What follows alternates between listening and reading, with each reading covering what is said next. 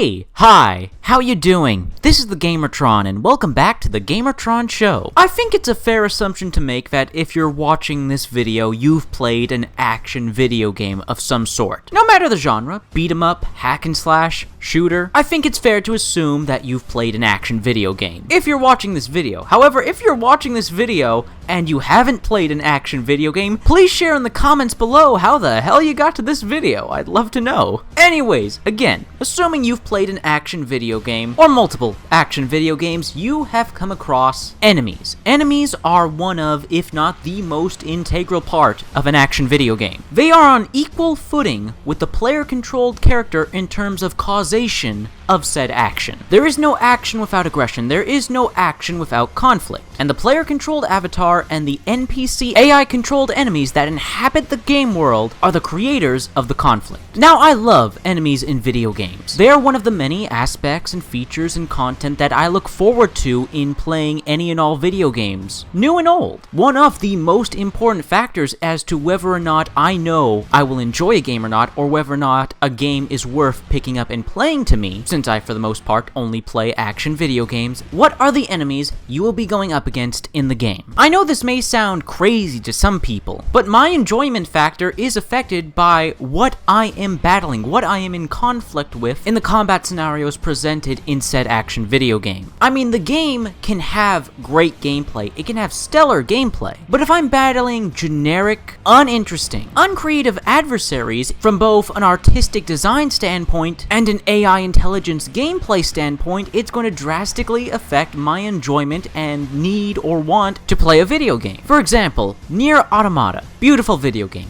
Great game, but the vast majority of its enemies are uninteresting, bland, and in some cases boring. I would honestly play more Nier Automata. I'd be replaying it more often right now if it just had better enemies, in terms of both visual art design and gameplay, in terms of AI intelligence and tactics. For the most part, your enemies are very predictable in their attack patterns, how they will behave, how they will act, and while there are a few interesting enemies here and there with actually really cool designs, and more challenging AI and tactics, for the most part, you're fighting this. This is called a short, stubby machine life form. Get used to him. You're going to be fighting him throughout the entirety of the game, with only a few variations in terms of size to mix things up. That is until the later stages of the game where they actually add more diverse and interesting enemies, but they're only for short periods of time in very strict encounters. Again, Nier Automata is a great game, but it could have been so much better if its enemies were more interesting from a visual and gameplay standpoint. Another kind of negative example are the Call of Duty video games. At least the earlier ones. The later ones, the sci-fi Call of Duties, actually have decent enemy variety in both visual and gameplay design. Meanwhile, the earlier Call of Duty games, even though I do like them, the Modern Warfare trilogy, the very first Black Ops, despite the single-player campaigns definitely having several moments of fun and action-packed blockbuster moments, it's those blockbuster moments, it's the set pieces that really carry those games. The gameplay itself, the shooting is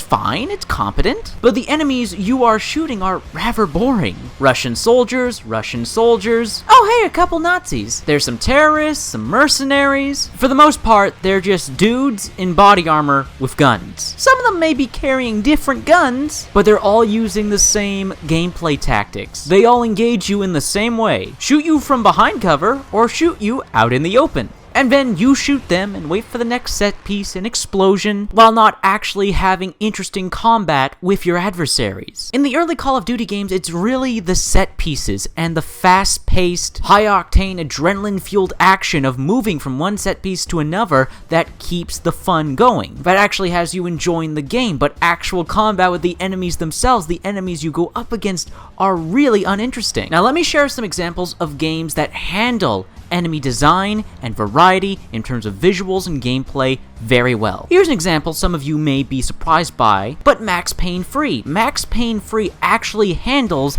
the generic guy with a gun enemy type very well, because depending on where you are in the single player campaign in terms of the timeline, in terms of the plot, the enemies are visually dynamic and different and unique. Yes, they look like regular human beings holding firearms, but they don't look copy-paste. They don't look like the same model reused over and over again. There's actually a great variety of different character models used for all the different enemies and faction types that you go up against in Max Payne Free. In Max Payne Free, you go up against an Italian mob in New York, a Brazilian gang in, well, Brazil, a mercenary group, military brigands, and finally, corrupt cops. And again, none of the character models in any of these factions are copy-paste. You can easily distinguish one faction of enemies from another. They're technically all just guys with guns, but they're guys with guns from different backgrounds working for different organizations with different levels of skill in combat. In the early levels of Max Payne Free, when you're going through the Brazilian gang and the Italian mob, although they are dangerous, as any person with a gun is, they're not soldiers, they're thugs, they're criminals. So their combat trading is limited, and the AI reflects that with them standing out in the open, barely taking cover, rushing towards you. However, later on in the game, when you start encountering the mercenaries, the military brigands, and the corrupt cops, enemies are far more accurate, they use far more deadly weapons, automatic weapons, assault rifles, they wear body armor and helmets, forcing you to make precise shots, and they actually take cover. Your gameplay and tactics actually change depending on what types of enemies you're fighting. And as you progress through the game, you go up against harder and harder enemies, really testing your skills at the third-person shooting and the bullet time mechanic in Max Payne Free. Max Payne Free actually handles the generic guy with gun enemy type really well and mixes it up really well. However, I find video games are at their best. Action video games are at their best when they go crazy with their enemy types. And video games in the science fiction and fantasy genre are the best examples of this, where they're allowed to really get creative with their enemy types. Of course, I'm sure the fans of my channel have been waiting this whole time for me to name drop it, because you know it's my favorite video game of all time, but yes, this is the part where I mention Doom. Doom's enemy types and enemy variety is simply fantastic. Not only are the different enemies, the demons, the monsters you battle in the game, not only are they colorful, remarkably detailed, but also force you to change up, mix up your gameplay style, your tactics, to compensate for the tactics of all the different enemy types. For the melee specific enemies, for the ranged specific enemies, the enemies who have a combination of ranged and melee, the bigger enemies who have much more health and deal much more damage. You have to take into account all the different projectiles all the different enemies are going to be throwing at you. While visually, it's a chaotic, frantic romp, gameplay wise, mentally, it's a game of chess. What weapon do I pull out to use against the imps? Which enemies should I save for a glory kill? I'm running low on ammo, I need to use my chainsaw, but what enemy do I use the chainsaw on?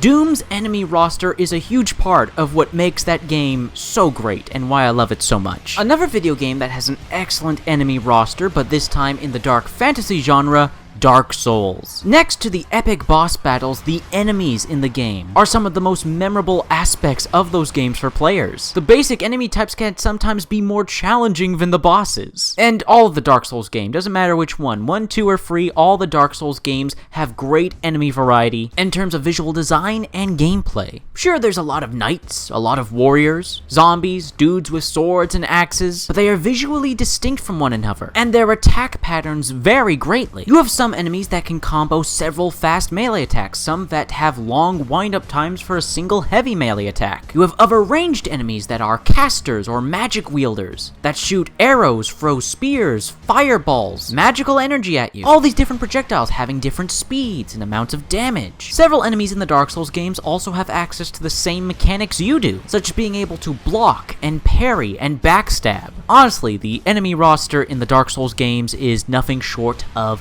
excellent. I've got so many different video games I want to talk about in terms of their enemy types and their enemy designs, but I'll quickly just mention a few for certain qualities. There's Bayonetta. Bayonetta has amazing enemy design, art design, character design for its enemies. They are visually distinct and creative and wondrous in some ways, terrifying in others. There's the Uruks from Middle-earth Shadow of Mordor, with several different enemy types, ranged and melee, all having different strengths and weaknesses, and everyone having the potential to become a boss, a special unique Uruk, a nemesis. Thanks to the game's nemesis system, it makes the enemies in that game, the enemies of Middle-earth Shadow of Mordor, really feel like real, living, breathing creatures and characters. Then we have the Dead Space games with the necromorphs, each necromorph being visually disturbing and unique, while having different tactics and methods of trying to kill you. And then there's the Serious Sam games.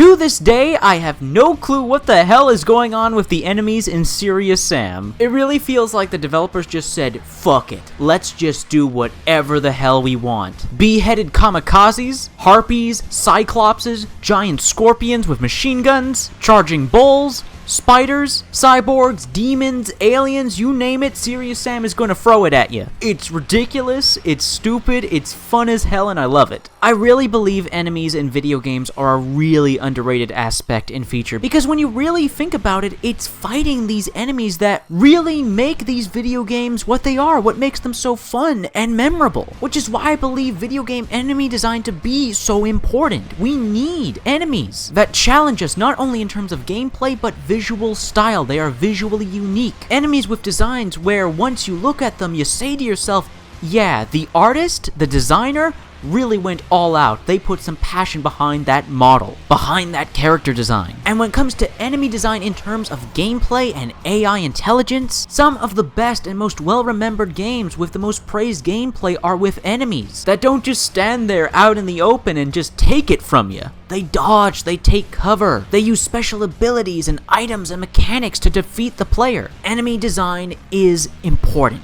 It's something we shouldn't take for granted. I've always loved and appreciated enemies in video games. Hell, they are some of the main reasons why I buy and play certain video games. Like I said earlier in this video, I'm going to be buying and playing Destiny 2 on the PC. Never played a Destiny game before, but I'm going to pick up and play Destiny 2 because the enemies in that game, the aliens, they look awesome. Their visual designs are awesome. They look fun to fight. Meanwhile, I have zero interest in playing Grand Theft Auto 5 or any Grand Theft Auto game for that matter because the enemies are bland, generic, and uninteresting to me. They don't look fun to fight. It's just generic copy-paste dudes with guns. However, I realize the importance of enemy design is not that important to everyone. It goes over some people's heads. And I really think that's a shame because enemy design is so important. It's so important to what really makes great video games. So please let me know in the comment section down below. What are some of your favorite enemy types from your favorite video games? What are your favorite enemies from video games? Whether it be through design or gameplay, let me know. Share in the comments down below. Anyways, this has been a video. I hope you liked the video. If you did indeed like this video in any way, shape, or form, please be sure to hit the like button. And the like button helps you, helps me, helps everybody involved with the video. If you hit the like button, if you want to help out and support this video, then please share it on social media, Twitter, Facebook. If you want to help out and support me directly,